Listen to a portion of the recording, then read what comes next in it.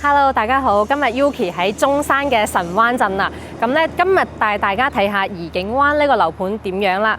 咁首先我哋睇下園林啦。成個小區咧就全部已經係實景㗎啦，配備咗2個游泳池、1個成人池同埋1個兒童池嘅。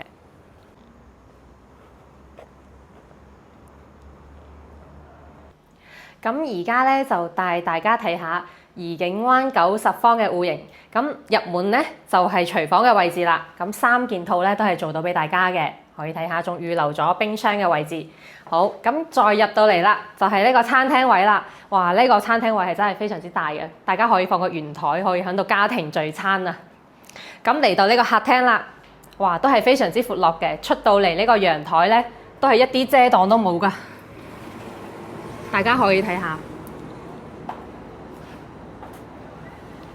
一啲遮擋都冇啊！好啦，咁而家介紹到我哋嘅房間嘅位置啦。咁咧呢度咧就係一個主人房嘅位置，已經設計咗呢個衣櫃嘅位置，非常之合理，採光都非常之好嘅。咁過到嚟咧就係兒童房啦。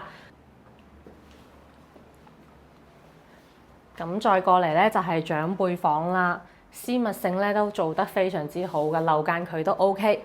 咁再睇翻衞生間嘅位置，大家覺得點樣呢？呢度首期先至5萬蚊啫喎。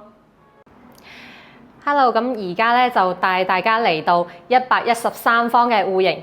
咁呢度交樓咧就係3+1房啦。咁開發商咧就做咗一個創意板間，係做咗個2房嘅，大家可以睇下。入到嚟咧係一個收納空間，可以做啲櫃啊，放下嘢。咁再過到嚟咧就係廚房嘅位置啦。咁預留咗雙門冰箱同埋一個生活陽台嘅，可以放洗衣機同埋烘乾機啦。廚房出到嚟咧就係餐廳嘅位置啦，放咗個圓台，一啲都唔覺得空間細嘅，都好闊落。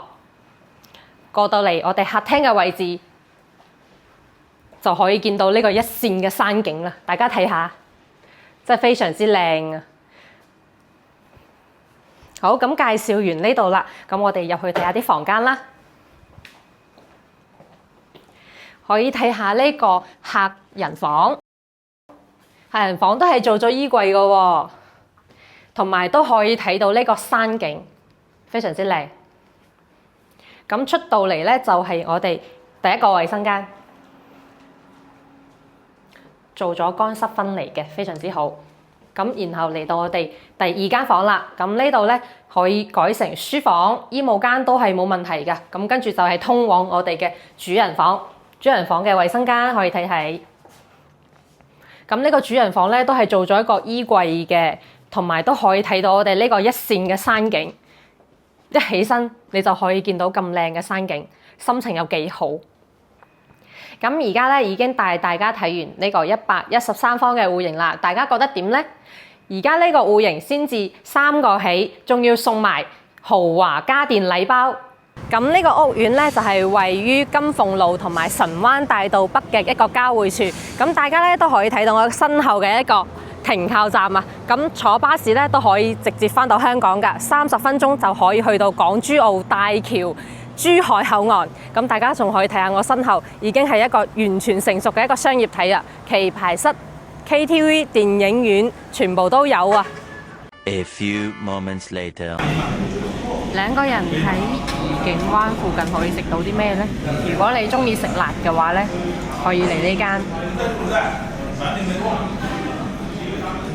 未來相遇啊！睇下呢個色香味俱全，大家記得關注我。